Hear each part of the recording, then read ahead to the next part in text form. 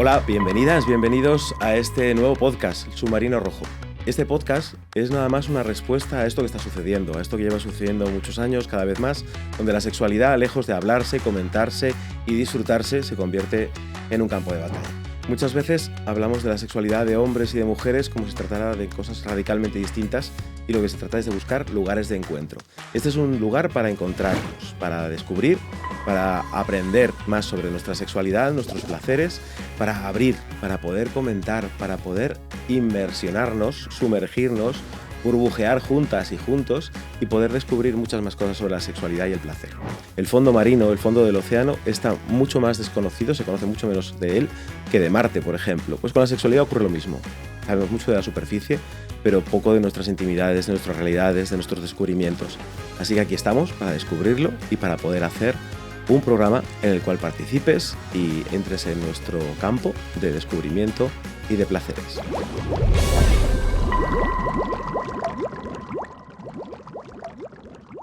Hoy, precisamente, contamos con una persona maravillosa de nuestro entorno de la sexualidad, que es Sonia Encinas. Ella es compañera sexóloga, comunicadora, terapeuta sexual y sobre todo una persona de corazón y de cuidado y de emoción, que para mí es algo fundamental dentro de las sexualidades. Venimos a conversar y a disfrutar de su experiencia. Ella ha escrito varios libros con bastante éxito.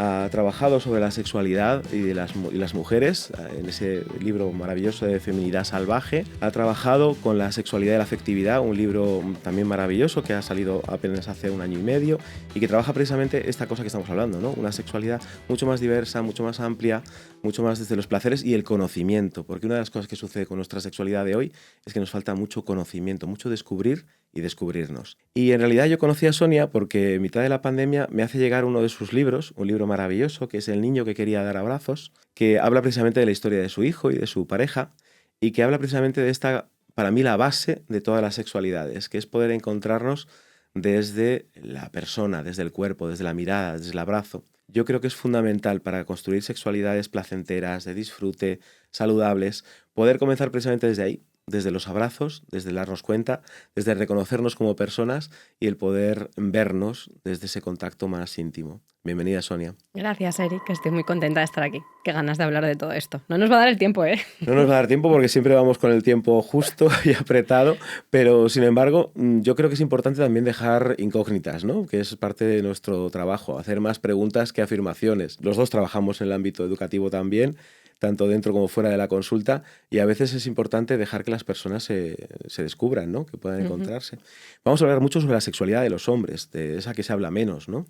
Y hemos llamado a este programa La Revolución Sexual Masculina, precisamente porque eso es lo que queremos, que se revolucionen, que los hombres, en lugar de enfrentarse o cabrearse o enfadarse, conecten con su sexualidad. ¿A qué te pasa a ti, por ejemplo, con los hombres en consulta? Porque mi experiencia es que, por ejemplo, en este último tiempo vienen más.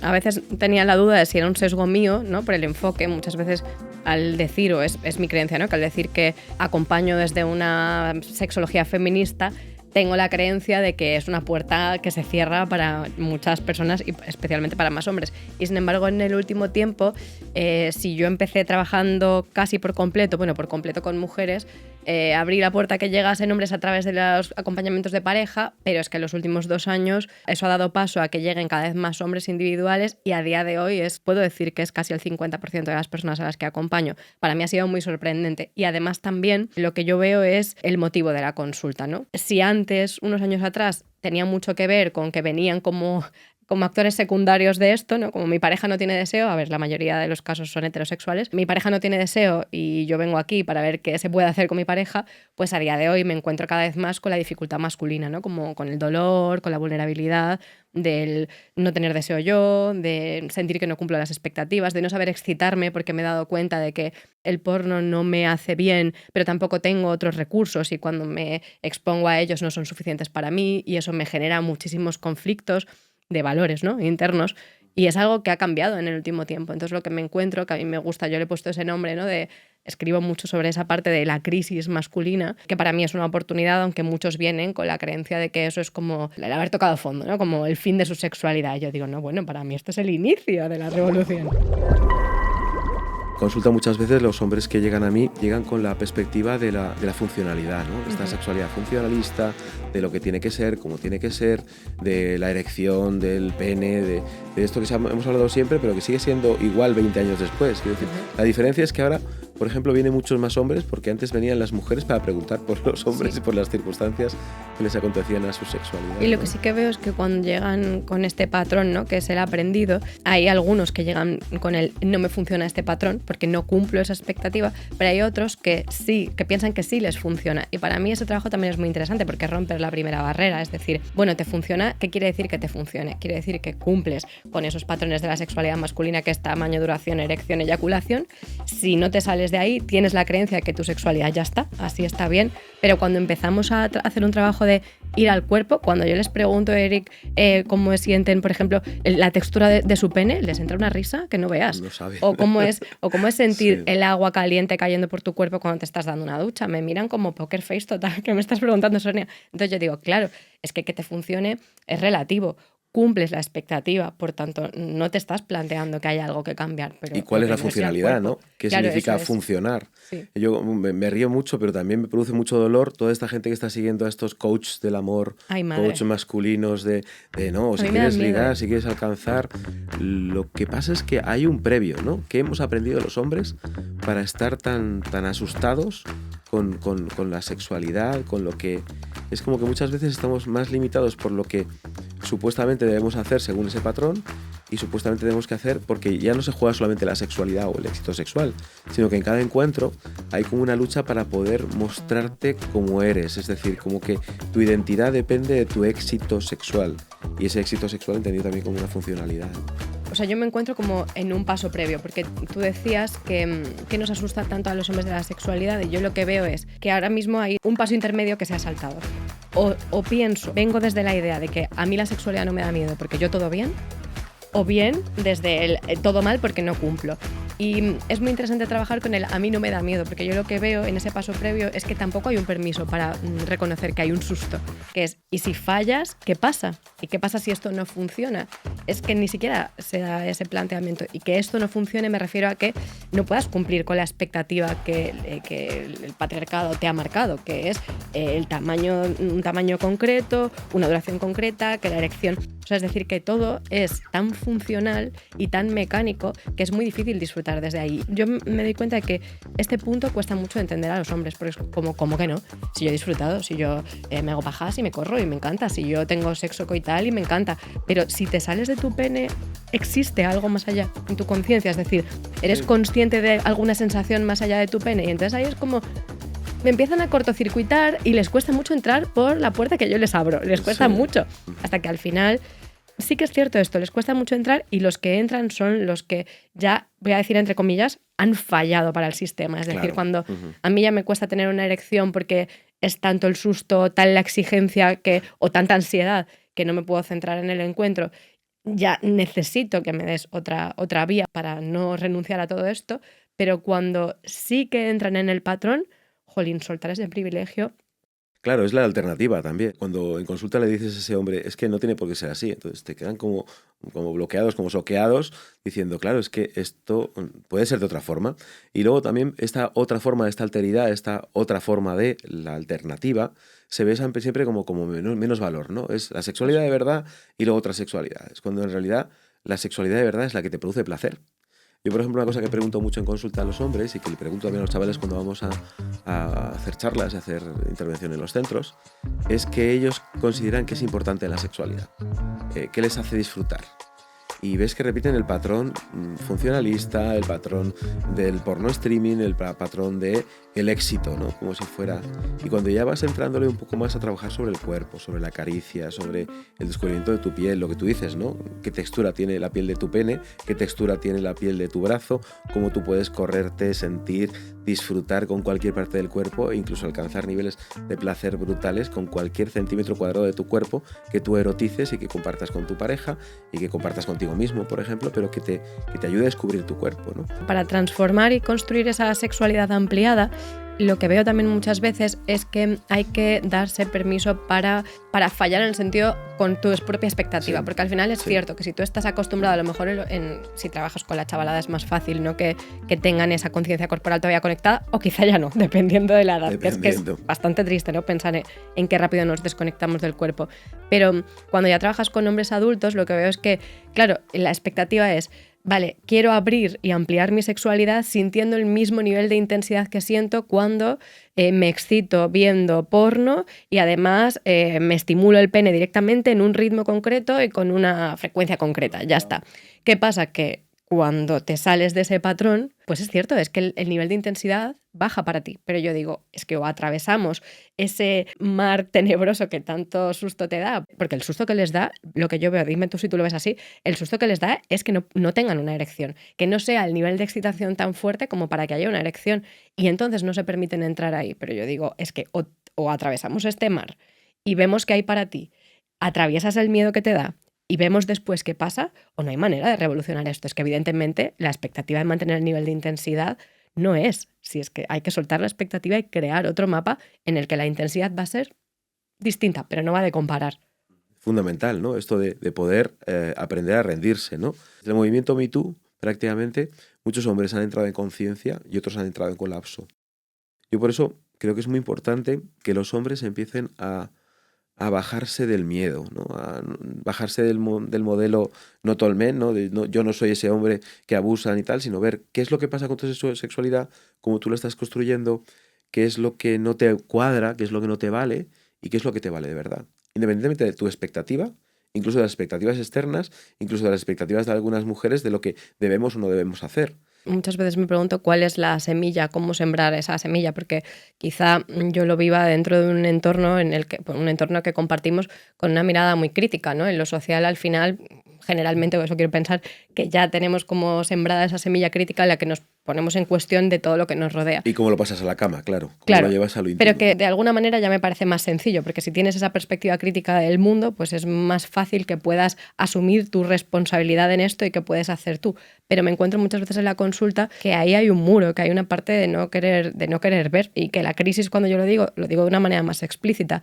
Para mí la crisis es el dolor, o sea, es cuando realmente estás sufriendo. Hay una parte de me siento un perdedor porque mi pareja no me desea, o porque no consigo tener una erección, o porque no consigo concentrarme en el sexo, o porque no tengo deseo. Esa es la parte que yo digo que es revolucionaria, porque el ejemplo que pongo es que si queremos comparar la revolución sexual masculina que está pendiente con la revolución sexual de las mujeres, es que no tiene nada que ver, es que nosotras pasamos de la sombra a la luz, y ocupar el espacio sí que fue él, oye, estamos aquí y nuestra sexualidad es esto y tenemos permiso para hablar de tal. No, es que la masculina es justo en la dirección contraria, es como no doy un paso atrás y voy a ver qué puedo entender de todo esto que está pasando, pero me encuentro que muchos hombres todavía no quieren entender. Sí, pero ni siquiera es un paso de pérdida de privilegios. A mí me molesta un poco la palabra privilegio, porque realmente no es un privilegio no sentir tu sexualidad, o no es un privilegio tener relaciones sexuales con una persona que no siente, o sea, que te dé igual, por ejemplo, lo que sienta la otra persona. Para mí no es un privilegio, para mí es una putada que te hayan enseñado a tener una sexualidad no con una persona, sino con un objeto, que el modelo sexual que te hayan enseñado sea un modelo de dominación en lugar de un modelo de compartir. Entonces, para mí es muy importante también transmitir a los hombres la idea de que estamos en la construcción de una libertad real para nuestras propias sexualidades. Como hombre, poder encontrar el placer sin necesidad de tener que dar, sin necesidad de tener que ser el dador de placer, sin necesidad de tener que llevar la batuta, sin necesidad de tener que ser el poderoso, sino sencillamente disolverte, burbujear en el placer tuyo propio y de la otra persona, es lo que de alguna forma nos puede abrir a otros universos, a otras realidades. Y para eso, más que un paso atrás, yo veo que sí que es verlo desde otra perspectiva, es decir, cambiar de camino. Este es el camino de siempre y no funciona. Por mucho que digamos que funciona, estar siempre pendiente de nuestra erección, de tener la cantidad de pene suficiente por metro cuadrado, de tener la cantidad de relaciones necesarias. O sea, es tremendamente agotador. O sea, llega un momento en que yo compadezco mucho a mis adolescentes diciendo, de verdad, cuando llegas a un encuentro sexual tienes tantas mochilas encima que realmente puedas sentir algo de placer. Ya no digo que haya erección o no la haya, porque puede haber erección y no sentir ningún placer. Tú lo has visto en consulta igual que yo, ¿no? Hombres que tienen de película, han hecho ejercicios de pelvis en el gimnasio para poder hacer tantas percusiones sobre la penetración y luego no sienten nada. O sea, luego no están sintiendo, incluso al revés, desensibilizan el cuerpo, ¿no? Cosa que es terrible. Claro, yo es que veo como dos extremos, ¿no? Los que sí que sienten y entonces están frustrados porque como les funciona, entre comillas. O sea, esta parte de la libertad a mí me parece peligrosa porque veo todavía que hay muchos hombres que sienten que tienen esa libertad. Entonces, cuando ya tienes la perspectiva crítica, ok, hablemos de libertad, vamos a ver que, Claro. pero que tu libertad no puede quitar la mía. Entonces, aquí Claro. es una negociación.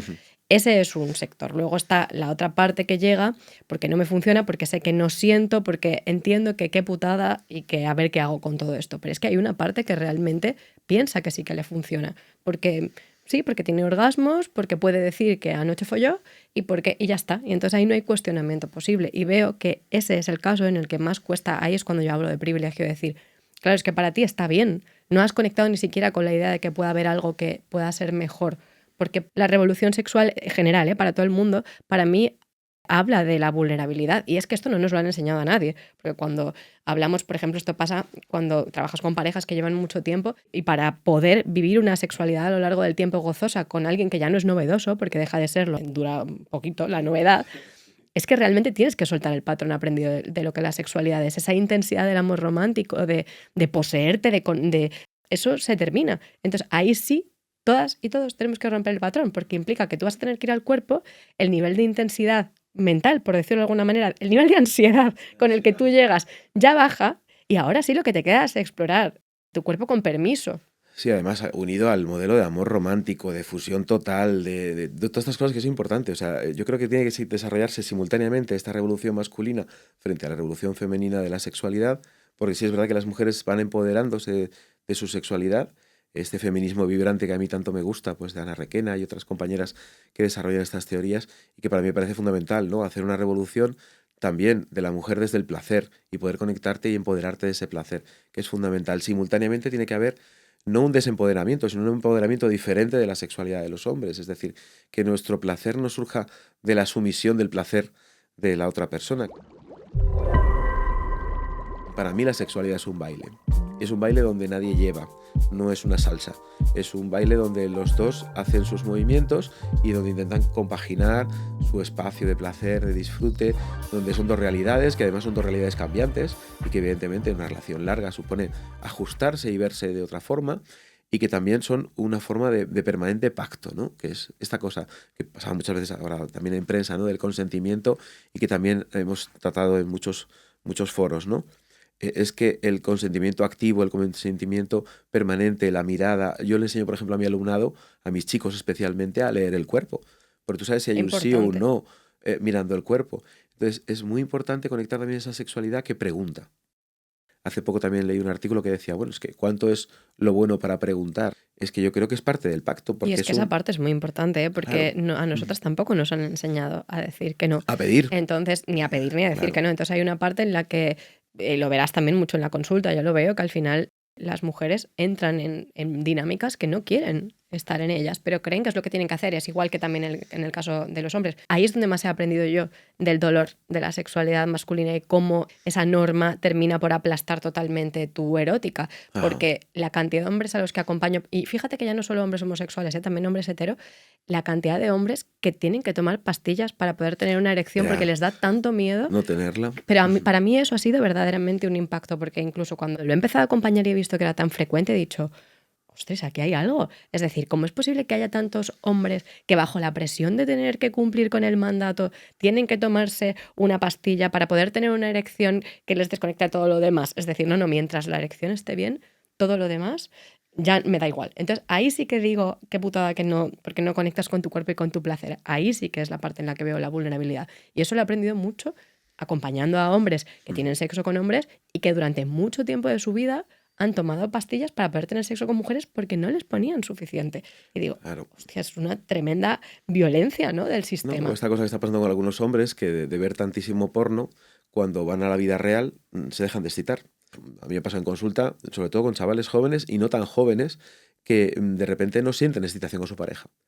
Han aprendido un modelo erótico, un modelo de cuerpo, un modelo de perfección, un modelo de tal, que de repente ven el mundo real, donde hay cuerpo, donde hay arrugas, donde hay líquidos, donde hay realidad, y ya no se excitan. ¿no? Esto es terrible porque de alguna forma les impide desarrollar esa otra erótica propia. Entonces, ya no solamente una desintoxicación de la pornografía streaming, ¿no? Sino una desintoxicación de los modelos eróticos, que por cierto hablaremos en otro programa de cómo se construyen esos modelos eróticos, y poder conectar un poco con lo que a ti te gusta, con lo que a ti te apetece. Y para mí eso es realmente la libertad, poder hacerlo desde una perspectiva crítica, como tú decías, y conectar con esa capacidad de poder sentir diferente a lo que la sociedad o ese entorno pseudo-sexual pornográfico funcionalista nos está marcando, ¿no? De lo que se debe hacer. Es un tema bastante polémico y cuando hacemos las supervisiones con el equipo de los acompañamientos es algo que nos lleva a mucho debate entre nosotras también. El acompañamiento compasivo a situaciones que, jolín, que son de mucha violencia, ¿no? Pero claro, ¿cómo deconstruyes eso?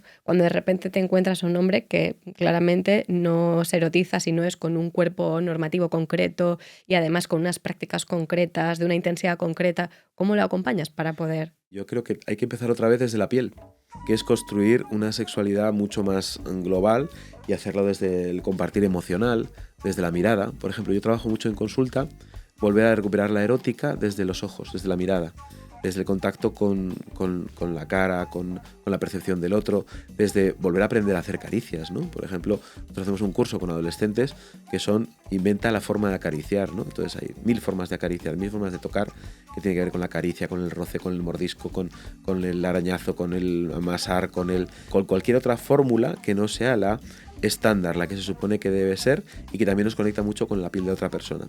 Hay un ejercicio que hacemos nosotros muy bonito dentro de la consulta, que es aprender a acariciar y ver que cada caricia y cada contacto de nuestra piel está emitiendo 2 tipos de caricia. La que yo genero sobre el otro cuerpo y la que el otro cuerpo genera sobre mi mano, por ejemplo, ¿no? O el roce, ¿no? El rozar 2 cuerpos. Esta cosa que dicen ahora todos los expertos, que dormir en pareja desnudos es maravilloso, pues sí lo es, porque evidentemente el contactar con la piel, el contactar de nuevo, el ir un poco al comienzo de nuestra erótica.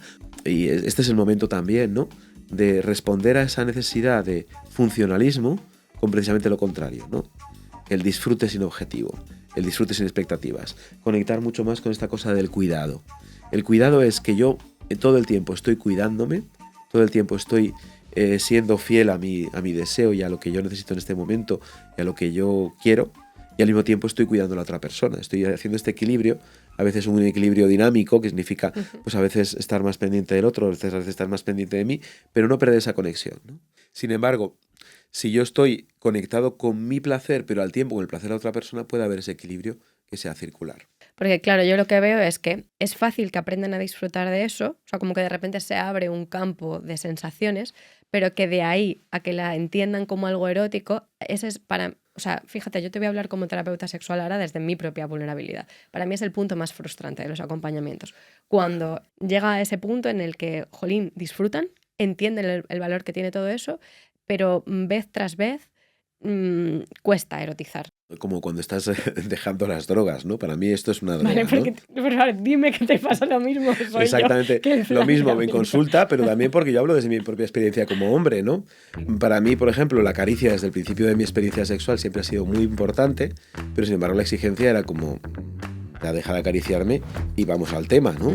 Entonces, claro, no solamente que yo construyo un modelo de sexualidad coital, sino que desde el otro lado también hay una demanda, ¿no? Sobre todo en las relaciones hetero, pero también en las homo, exactamente igual, ¿no? Entonces, a lo mejor sí que hay que permitirse, ¿no? Hay que permitirse esa combinación también. O sea, yo estoy erotizando, estoy conectado con mis genitales como toda la vida, pero aparte estoy descubriendo cómo siento mientras estoy manteniendo una relación coital, pero conectado con la mirada, conectado con el cuerpo. Eso que a veces hace la sexualidad tántrica, que a veces se mitifica mucho, pero que en realidad lo único que te hace es darte cuenta de que hay otra persona y que hay otra piel y que hay otra energía y que conectándote con su energía, tú estás multiplicando por 100 tu capacidad de placer, ¿no? Entonces, cuando les hablo, por ejemplo, a mis chavales de la sexualidad tántrica, les explico estas cosas o hacemos algún ejercicio de contacto, ¡pam!, flipan. Pues tengo un problema de erección. Pues muchas veces mis mejores resultados terapéuticos han sido con hombres que han tenido que renunciar, por ejemplo, a la penetración. Total, por X. Ahí estoy de acuerdo, ¿eh? También lo veo que al final, cuando hay una dificultad con la erección, porque me pongo muy nervioso, porque tengo mucho miedo, porque tal, en el momento en el que quitamos la erección del panorama, hay una relajación bastante grande. Y es verdad que, por ejemplo, hay otra de las cosas interesantes es cuando transmites el mensaje de que incluso con el pene no erecto puedes disfrutar, incluso puedes tener un orgasmo con el pene no erecto. Entonces, ahí hay una parte en la que de repente sueltan la exigencia, que es como, vale, Para mí no hace falta, pero claro, luego viene el tema, si estamos en relaciones compartidas y gira todo en torno, porque claro, hay un trabajo conjunto de la pareja, ya sea, da igual si es hombre o Sí, mujer, pero al final que la pareja no refuerce el estereotipo otra vez, ¿no? claro. Como desde el, es que esto no está bien para mí, ¿no? Como que al final, si desde el otro lado estoy recibiendo que no tener una erección para ti no es suficiente, pues entonces vuelvo otra vez a la misma dinámica. Pero si la pareja también lo acompaña y aprende a ampliar su mapa erótico, sí que veo que es súper interesante lo que pasa cuando quitamos la erección del mapa. Pero la dificultad más grande me la encuentro con aquellos hombres, eso lo que decía, que sí que encajan dentro de esa expectativa del sistema de la duración de la erección, la eyaculación y tal. Y entonces ahí es donde creo que cuesta mucho más Pues soltar precisamente el con guión. esos hombres son con los que proponemos revoluciónate sexualmente, conéctate con tu sexualidad, con tu disfrute, aprende otras formas, descúbrete con tu propio contacto contigo mismo, descúbrete preguntándole a tu pareja, y esa es una cosa que me parece muy importante, ¿no? ¿Cuál es la demanda de las mujeres a la hora de la sexualidad? ¿Cómo lo recibes tú en consulta, por ejemplo? ¿Qué es lo que crees que las mujeres esperan? Que siempre es una expectativa, por supuesto, pero que les gustaría que pasara dentro de las relaciones sexuales para que hubiera cambios. Voy a decirte dos cosas. La primera, que es la primera puerta. La primera puerta es que es muy curioso y es importante visibilizarlo, que al final la mayoría de las mujeres vienen desde la idea de que el problema siempre lo tienen ellas, siempre. Sí. Entonces, claro, esta es la primera parte. Hay muy poca consciencia de primeras con qué puedo pedirle a la otra persona, ya sea hombre o sea mujer, que es, no, es que el problema lo tengo yo seguro. Entonces dime qué hay que hacer, cómo me arreglas todo esto, tócame el botón, la fórmula concreta para arreglar esta situación. Entonces, una vez que ya deconstruimos esa idea inicial de que el problema siempre lo tienes tú, diría que como el reclamo más general, fíjate que es antes incluso del cuerpo, es no sentirse presionadas todo el tiempo. Y esto me lo he encontrado tanto en mujeres, tanto en lesbianas como en mujeres heterosexuales, o da igual con quién te compartas, porque al final la sensación de mujeres que vienen sintiendo presión porque su deseo no cumple la expectativa de la otra parte es brutal. Y eso termina por aplastar por completo su erótica, porque o bien están hasta las narices y están constantemente en lucha por mantener un límite, o bien se pasan el límite por encima porque creen que es lo que tienen que hacer y entonces están acostumbradas, esto es súper común, a tener relaciones sexuales sin deseo y sin excitación suficiente, porque es lo que hay que hacer y a medida que va pasando el tiempo, cada vez tu deseo desaparece más, tu desinterés por el sexo es mayor, tu desmotivación es que, lógicamente.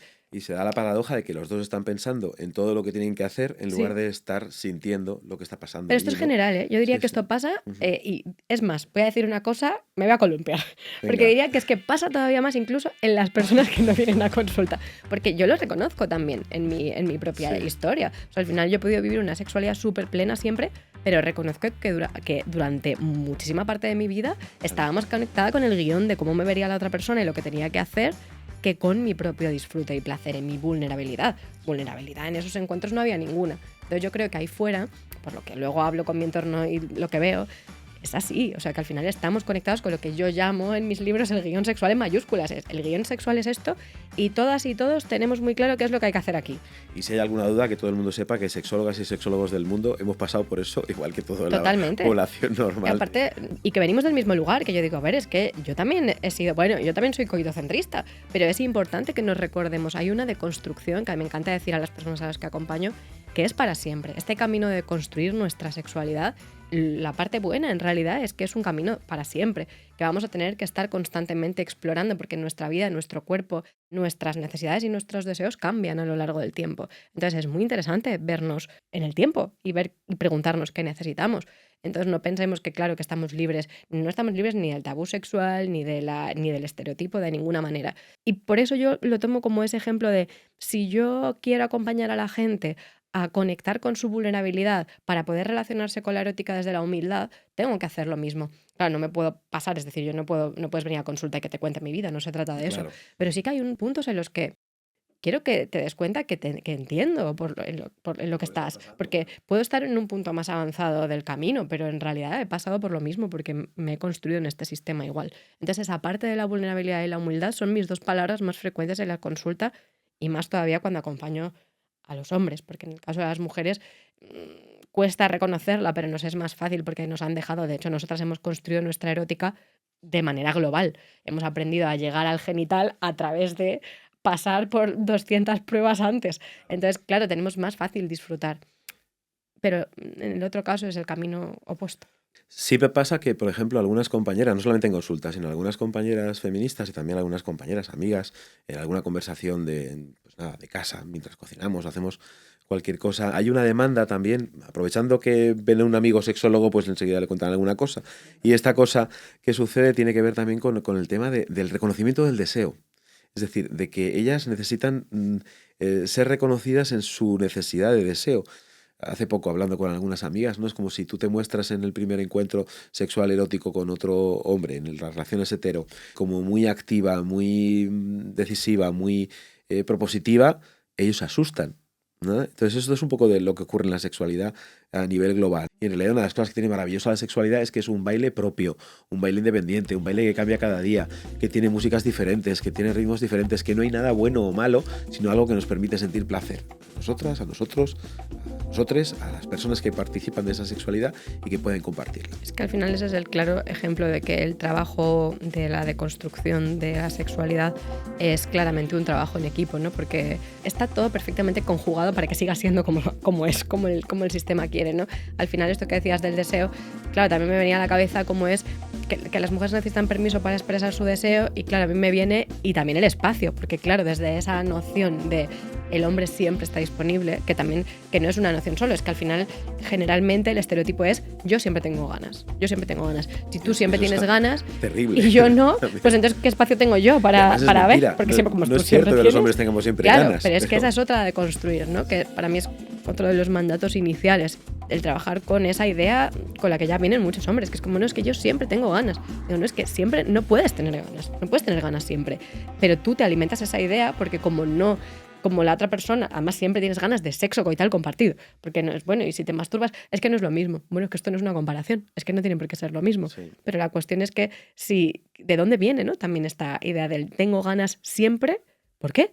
Porque como no se satisfacen en algún momento, voy reforzando la creencia de que voy a estar siempre hiperdisponible. ¿Qué exigencia? Y además, ¿cuánta ansiedad genera eso?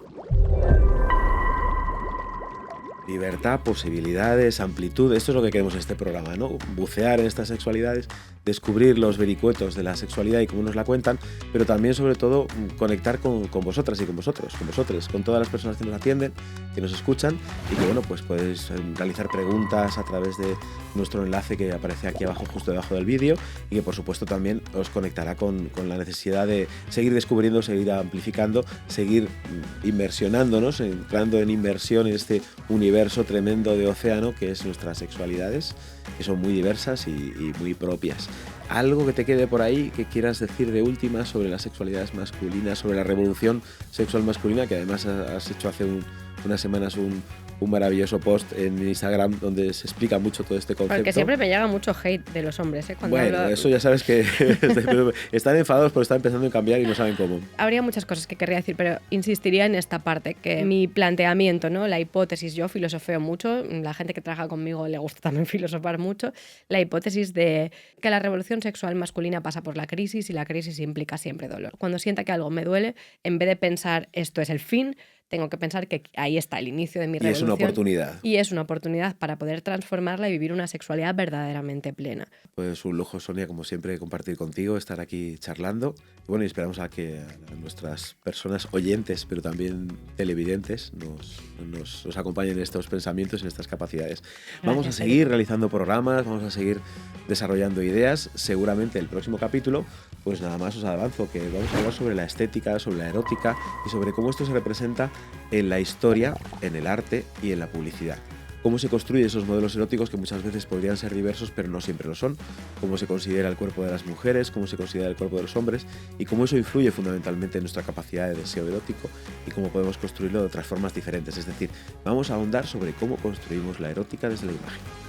Nos vemos en el siguiente programa. Un placer poder compartir con vosotras y con vosotros. Y bueno, pues aquí estamos. Hasta la próxima.